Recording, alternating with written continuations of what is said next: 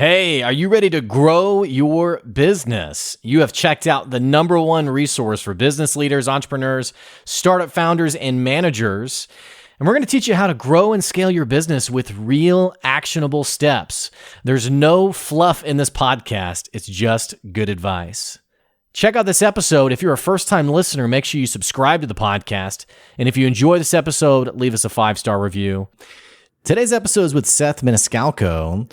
He's the author of Prohibited Profits, a book available on Amazon. We'll be talking about it more today and why you, as a budding entrepreneur, should be thinking about all the different ways you could be making money and yet maybe you don't know about. In fact, maybe there's a reason you don't know about it. Talking about all that and more on today's episode. Stay tuned. Here comes your good advice.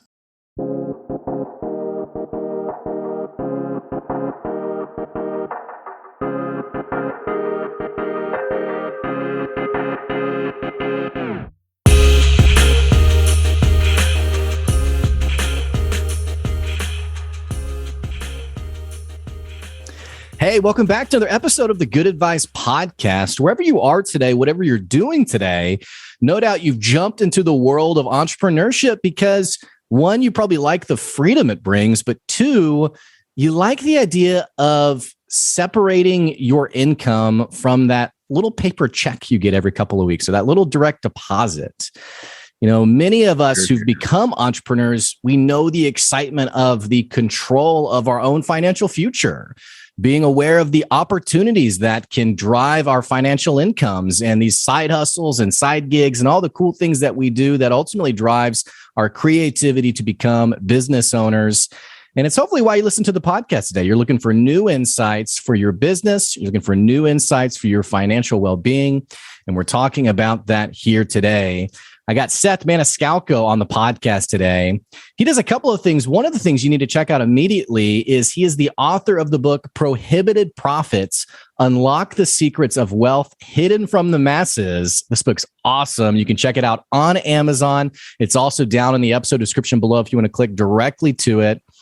He's also an investor. He runs quite a bit of different investing options, some private investing options up to 25 million in private equity funding. And he's also the owner of CryptoWealthCoach.co. If you've been thinking about crypto, which heck, unless you've been living under a rock, you've heard about crypto, you've heard the energy around crypto. And Seth is absolutely the guy to help you navigate that. Again, you can go to CryptoWealthCoach.co. Seth, man, glad to have you on the podcast today. Thank you for joining us. Honored to be here. Thank you, and grateful to the Good Advice podcast audience as well. Thank you. Yeah, well, Seth, I'm excited to have you on because just in the few minutes that you and I were talking, I feel like you kind of epitomize the entrepreneurial dream of why people get into business for themselves. And that's ultimately, it's like a good way to put it was I had a friend of mine who he's a sales guy. He's worked for a company for about 30 years. And he was like, dude, why have I done this? Like, why have I built someone else's wealth for this many years? Like, I want to go out and start my own gig. And that's such a common story. You're out here, you're investing in different options. You are investing in cryptocurrency. I'm really intrigued by this book, Prohibited Profits. There's a lot of different angles we can go on the show today. First of all, how deep down the rabbit hole do you want to go? First of all, tell the audience a little bit of your background. Who are you? What do you do? And we'll go from there. I'm father and husband, investor. We play around in a lot of different financial markets. And, honestly, at the end of the day, I'm a family man, and at 45 years old, I've come to value my time more so than money. So just the ability to, do what I want when I want is of top concern, no doubt. Yeah. So how did you get into all the things that you're handling right now? Like I mentioned, the private equity, crypto, the book. I mean, this isn't something that a month ago you were like, yeah, I value my time. I'm gonna do see some side. And this is you're a career entrepreneur. It looks like we've been laying a foundation for many years. Yeah. Geez, I think professionally we launched Crypto Wealth Coach in 2017. So that's like 5 pushing 6 years. And I've been an investor since like I first opened my first account when I was living overseas at like 19. So yeah, it's been a long journey. There's been a lot of ups and downs and mistakes and bloody noses along the way, right? I mean, that's your entrepreneurial journey, right? We learn from our lessons, and some people they stack those failures on top of each other instead of stacking a ladder or a step case, if you will, and learning from that, right? So yeah, I love that comment though, because I think you're right. Like the entrepreneurial journey, it's a bit of a bruiser. I mean, there's you take slugs every now and then, and or consistently, it's 2 steps forward, 1.5 steps back. Yeah, there's no mercy in business, and you're swimming with the sharks. Now, were you ever in like a corporate gig or like a 9-to-5 type deal? I was, absolutely. In fairness, I probably had less or smaller of a jump from one small fishbowl to the big fishing pond or whatever. I use metaphors a lot, by the way. That's all right. So going from one phase to the other, I was an entrepreneur actually, with like a Fortune 25 company for about 14 years. So I ran small single 7-figure businesses. I think when I left, we were doing about 35 million a year. So I'm calling that an entrepreneur, meaning I didn't have the risk of being the CEO and owning the business, but I still had dozens of employees and a $35 million nut to crack every year. So, there's lessons to be learned in business with that. I was the guy making the decision on that business at the end of the day. So I learned a lot from that in the course of 14 years. And it also was like the 80 to 100 hour work week type Fortune 25 golden handcuff. I was doing good. I was making over 200 grand a year. It was a comfy situation with a corporate car and stock options and, whatever. But I wanted more out of life. And there came a point where the rubber had to meet the road for me. So yeah, that was Seth's journey, I guess, to get to this point.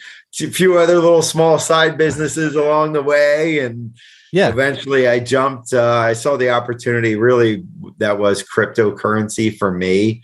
I think I had a little friction with a boss at that moment too. It was probably another friction point, but ultimately I was like, my investment income had exceeded my corporate income. And I just sat there one day. I was like sitting here after getting chewed out for something silly. What am I doing? Why the freak am I doing this?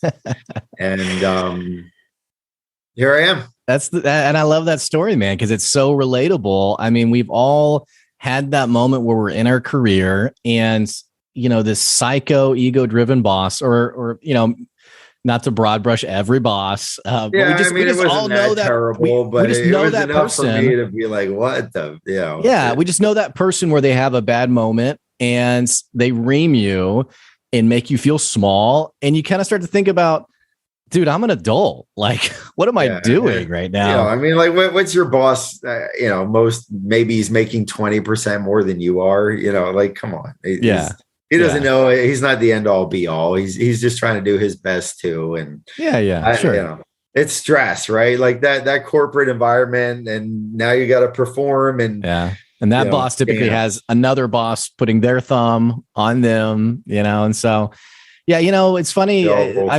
I'm real exhausted with like just the corporate world in general, and it feels so clunky and slow compared to the entrepreneurial world, which moves so fast. It's so open-minded, and it's amazing how many. If you're going to survive in that environment, you have to be, right. Yeah. Well, and it seems like so many people in this gig of entrepreneurship, they come from that similar background of, I did corporate. I tried it. It just didn't scratch the itch. So But so you jumped into the world of entrepreneurship. You jumped into crypto. What year did you make your first crypto investment? Oh boy. That's Like, going way back. were you an early adopter or? Yeah, somewhere around $225. I put my 401k into Bitcoin. It worked out pretty well. Good move. My brother, I'm not a conventional thinker. Some financial advisor somewhere is having a heart attack right now. Yeah. But doesn't that make you think about like, and I don't make it sound weird. I don't want to say like indoctrination of our financial system, but it is really interesting where you have something like crypto, and obviously hindsight's 2020. I don't want to be an obnoxious person who's like, oh, how did no one see this coming? I mean, plenty of people did invest in it. But definitely there were people like yourself who made wise investments early on that it feels like the traditional financial community was like, you're ruining your life. What are you doing? You're throwing your whole financial future away. And in hindsight, it feels like a pretty big miss. I don't know. Right. Yeah. Well, you have to remember, like who is a financial advisor? What is this individual? At the end of the day, I'm going to share my opinion. But they're selling commodities, they're selling financial products, and they're getting paid a commission for selling them. Those people may or may not actually even be millionaires themselves. And honestly, the vast majority of them are living paycheck to paycheck. Like that, they're selling commodities and they're getting paid based off of your decision. In order to also be a licensed financial advisor, you are bound to be within a framework of certain answers. Like the right. Answers they're going to give you is your 401k, your IRA, stock options. They could not legally give you an answer like Bitcoin. They were, the framework prevented them from being able to. It's the standard 15 to 12%. Emptying out the IRA and 401k came with a 35% penalty for me, and any financial advisor, multiple people. I had people who I'd like talk about it, and they would call me reckless, and you're an danger to society, and like literally off the far deep end. But in hindsight, paying a 35% penalty was one of the smartest decisions I ever made in my life. Yeah. So mind you, it's easy to sit there in hindsight and say that, right? Like, well, sure. Yeah, everything worked out great. It's all unicorns and rainbows. And, the reality is it was super risky. It was a mega risky decision to make at the time. But that's where the book, really comes into play, Prohibited Profits. Because that's Bitcoin may have been the opportunity. Well, honestly, was 10 years ago. But technology continues to advance, improve, and these opportunities, the history doesn't always repeat, but it definitely does rhyme. Like these opportunities present themselves in the market again and again and again. And that's good to know. Conceptually, like what the book tries to zoom out to the 30,000 foot view, if you will.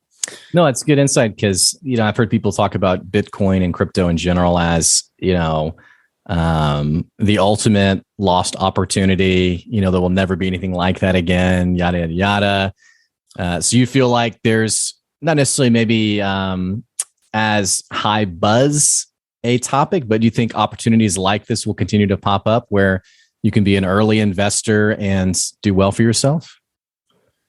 The simple answer is yes. And I think that, there's two ways to look at it, right? Like you can, the real advancement of Bitcoin is really the simple fact that it brought like triple ledger accounting to human finances. We never had that before. Like, going back in 10,000 years of modern civilized human history. I don't know what the number, 20,000, maybe it's 100,000. I don't know. Ancient humans, a lot of years. we were trading shells and corn and cows and chickens, and maybe kings were marrying their daughters and things like that. There was a barter system there. You and I would shake our hands and say, I'm going to trade you a bushel of wheat for exchange of whatever services, A, B, and C. And you and I would agree on that exchange. We would barter and whatever it was. Then later came, precious metals, gold, bronze, silver. Eventually they pressed it into a coin with a Roman emperor's face on it, for the simple fact of trust, right? Like you see that coin, know its value. 2000 right? BC, you're holding this coin, who the Roman emperor is. Right. You trust the value of this to be brass or silver or whatever. There's a reason they did that. Then eventually, coins are heavy, right? We moved to paper, the evolution of money, right? But the real difference came, currency introduced a third party, the government's paper currency, and central banks into the mix.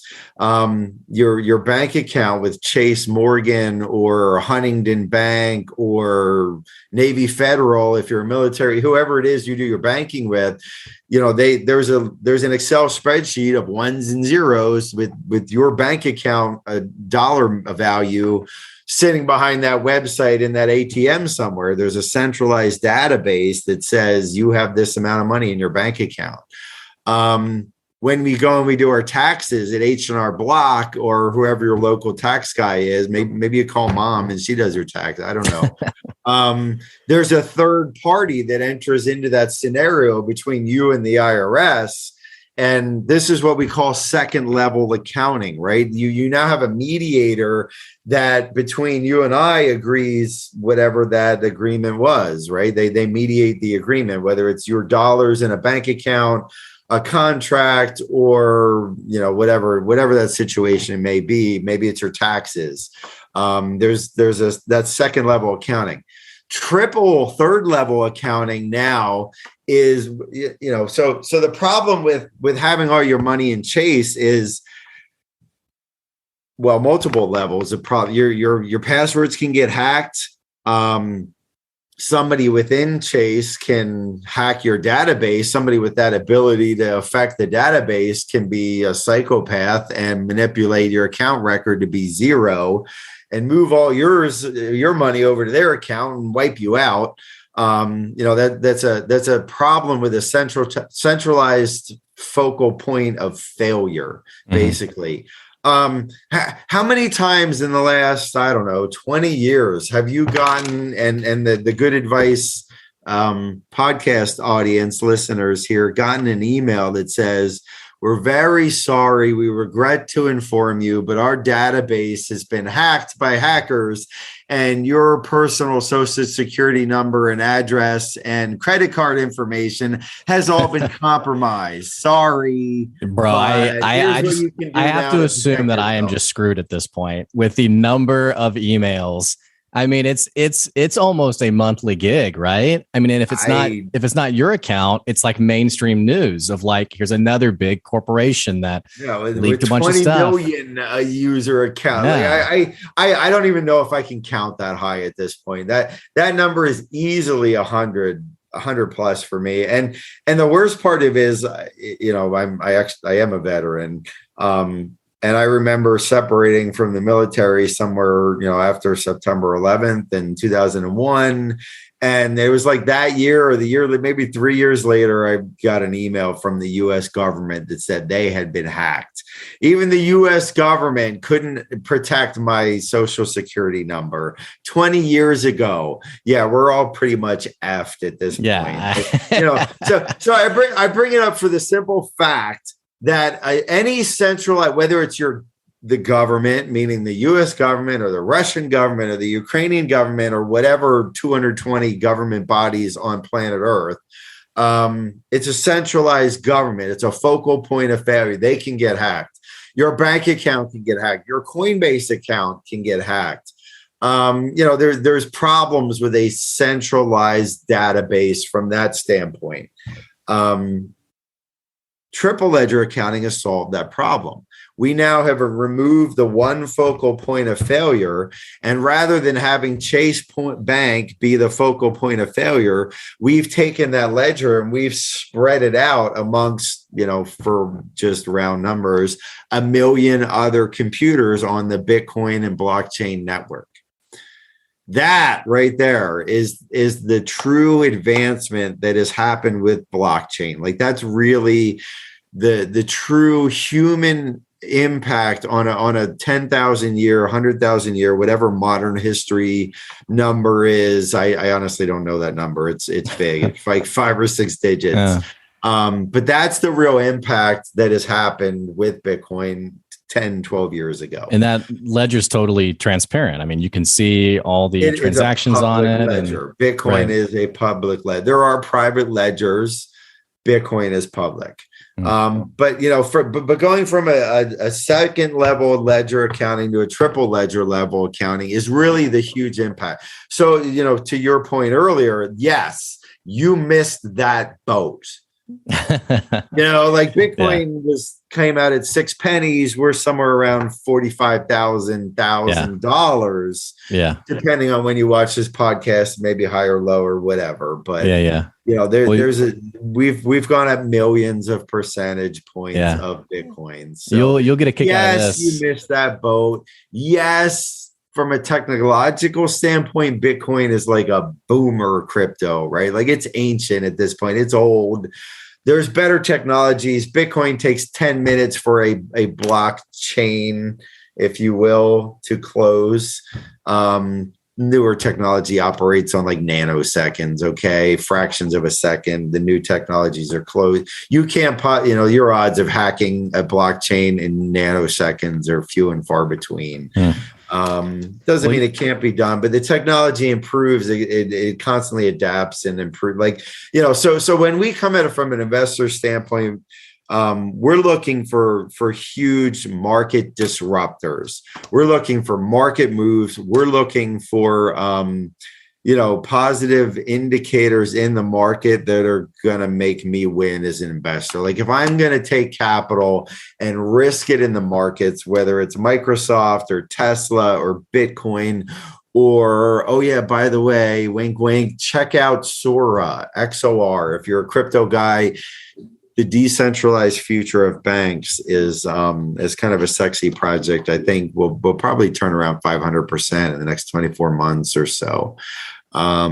Maybe possibly 1,000% or more in 36 months, one worth checking out. So in terms of disruptors and future market movers that are solving problems that Bitcoin can't possibly solve and will not solve at this point, like Bitcoin works, it's doing its job. If you want to buy a Lamborghini, if you want to buy a house for $500,000, anybody's glad to wait 10 minutes for that transaction to clear. But technology keeps moving, so I don't invest in Bitcoin 2.0 from that perspective.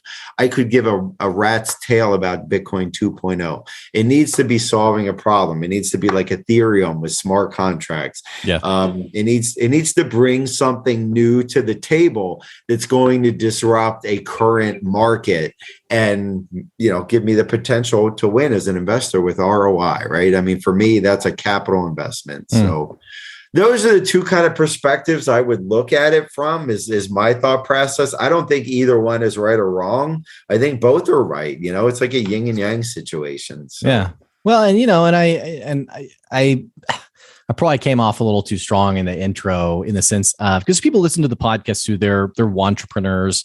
They work their 9-to-5 gig and they kind of that's a hopeful mindset. Are they doing the work? Are you doing the work? Yeah. And so it's like it's the gig that they think about. Maybe they do a little bit of work on the side, but it's not really going anywhere. And at the end of the day, they like the security of that paycheck every 2 weeks, which for our listeners, if that's you, I don't fault you for that at all whatsoever, because being an entrepreneur, I'll just say being an entrepreneur is not for everyone. I mean, it is painful. Fair point. That's true. That's absolute fact. Especially when you have a family, to not know, okay, when is that next paycheck coming in? Like, It's when is that? There's that. Yeah. It's a roller coaster ride, right? Everybody's not built for that ride. Yeah. Well, tell me why did you write this book, Prohibited Profits? A couple reasons. For one, impact. The idea that hopefully, potentially, I'd love to sell thousands of books. Haven't done it yet. I'm still trying to figure this out. It's my first book, but the ability to reach a new audience and impact them and equip them with tools to help basically do what I've done and escape that corporate life. Even if that's not something you want to do, most people, I think, are becoming more financially adept, aware, in tune, knowledgeable, if you will, to having more than one stream of income. Even if you want to keep the corporate gig and that's you, and you want to go from janitor to executive to direct, whatever that is, I won't fault you for that. If that's you, it doesn't hurt to have a second stream of income through investments, right? And that's not something that's necessarily going to take you 40 to 60 hours of your time a week.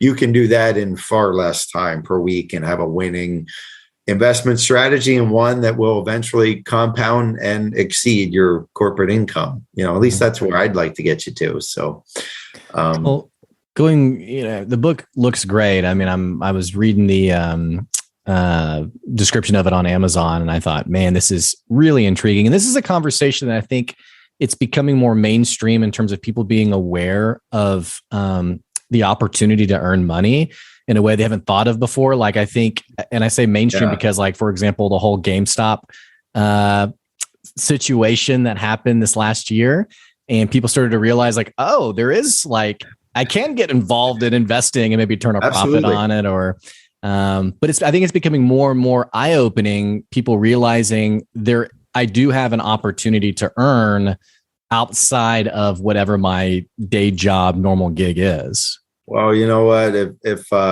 If you didn't learn, a key takeaway in the last 2 years, that there just are no guarantees in life, whether that's business, your work, your W-2, the government silently stealing 40% of all your money in the last 2 years through inflation and just printing more money.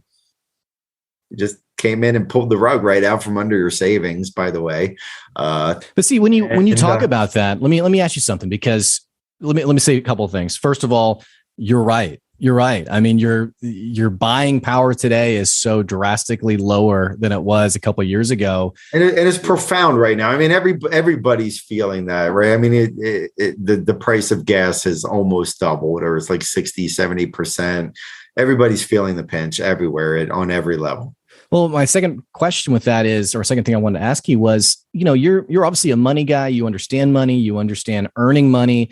When you get to these conversations, like, do you ever have people who are maybe wary's maybe not the right word, but I guess more traditional people where, you mentioned crypto and they're like, oh, you're one of those guys, or you start talking about inflation and they associate you in like some weird, I don't even know really what my question is, other than it feels like there's people like yourself who are making these really great points, and yet there's still like this hesitation around, or maybe it's like a sense of like, I don't know what to do with it. So like, okay, yeah, inflation, 40%. Okay, yeah, well, I don't know where to go from that other than just, okay, thanks for another paycheck, I guess. Do you see what I'm saying? There's a litany of things going on there, right? I mean, everybody's got different situations, and you can play that one out. I mean, the truth is, if you want to get ahead, you need to invest. Poor people spend all their money. The average person saves their money, or they invested in low performing asset, 10% in the stock market, 20% is a banner year in the stock market. Typically, it would be a great year. You'd be cashing out and you'd be happy. Most people would be happy with 20%. Technology investing brings opportunities for triple and quadruple digit returns. It operates on a different kind of pattern, and it's not like a $1 billion company like Target, who's well established in the stock market, and goes up a couple, like move on target is huge in any given day. 20% in Bitcoin doesn't even gain anyone's attention at this point. I don't even get excited unless it goes up 200% or more, it's just a different realm in the technology. But with the book, the patterns, we've seen this before again and again. We've seen this in the .com booms. The online, we're seeing this with NFT. You could argue we happen with Bitcoin and the digital economy of money, the online money. The metaverse is doing similar things like that. Like these economies typically will pop off big. Microsoft, Amazon, Tesla was another big one. I got into, again, technology, the electrical market when it was around $20 a stock with Tesla at $20. Jeez. But these patterns go big. They tend to go really big. They go high. And then the people who got in early are seeing wicked profits. Now they're looking to take profits in cash, and the market corrects, and it tends to correct big, like 75% big, 60 to 85% big. And visually, if you will, play along with me, then you'll get like an accumulation phase at the bottom where it'll start to even out that drop. And then it'll start to swing back up the other way when you actually have a disruptive product that solves a problem in the market like Bitcoin.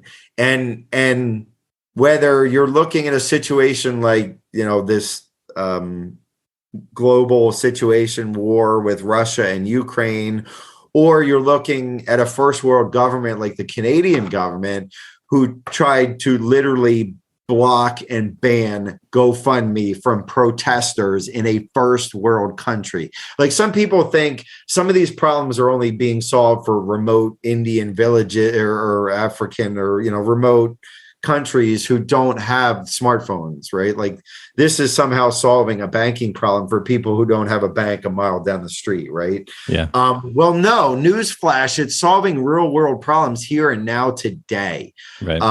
Your government is not honest. I don't know if you haven't figured it out at this point, but it's run by humans who are greedy in nature. And again, you have that centralized focal point of failure.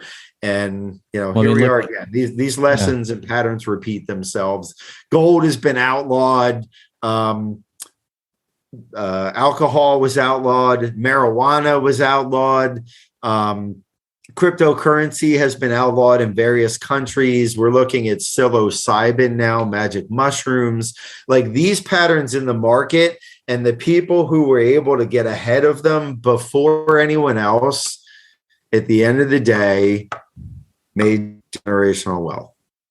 You look at the Budweisers who were in the 30s, the bootlegging and the bathtub gin, and they didn't always play. They played in the shadows before the government came out and reversed that decision and taxed it. Right, being in the right place at the right time now has a Coors and a Budweiser 90 years later, whatever it's been. Right, like so think about things on that scale. Warren Buffett is an outstanding example for a 20% ROI mindset in the stock market, the 401ks, your IRAs. Like, traditionally, most of those financial planners will tell you 20 to 30% is great. Like, put it in the 401k, put it in the IRA. Don't do Bitcoin because that's super risky. But if you play out 20 to 30% over the course of a lifetime, the compounding effect of that can be profound. And I use Warren Buffett as an example. Here's a young man who started investing at like 15 years old. And he started investing in like laundromats, coin operated businesses, cash flow producing businesses that compounded and made money for him. By the time he was in his 30s, he was already a millionaire from a 15-year-old kid. By the time he was in his 60s, he hit billions. Right. Now he's in his late 90s. He's lived a ridiculously long life, and he's got hundreds of billions. Oh, but compounding works on that scale, that level. So, but Warren Buffett averaged 22% his entire life. Like, some years are better than others, 22% over his life. Now, look at an opportunity like Bitcoin, where you can compound at an average with an asset of around 200% per year. Now you're compounding 10 times faster than Warren Buffett was. Big implication. Yeah. That's there's no guarantees. It is risky. Sure. If you need to pay the mortgage with your investment dollars, you don't belong here. This is not the game for you. Okay. You need to be a responsible investor homeless. and all those. But I got my Bitcoin. But Bitcoin has gone up millions of percent. So if you can find the right opportunity, you can take a small speculation position of maybe a couple $100, maybe it's a couple $1,000, maybe it's 10 grand, and turn it into a much bigger number. So, Seth, this has been a great conversation, and I'll leave you with a really quick story before we wrap up. In 2011, I owned 11 Bitcoin, and I sold it all for about $100. So it's one of those whoops. 100 Bitcoins. That's a good start. That's but there's a lesson to be learned there. You can, and you can hem and haw and beat yourself up emotionally. I made a poor choice, right? Obviously 45 grand. That one of the worst trades in history, by the way.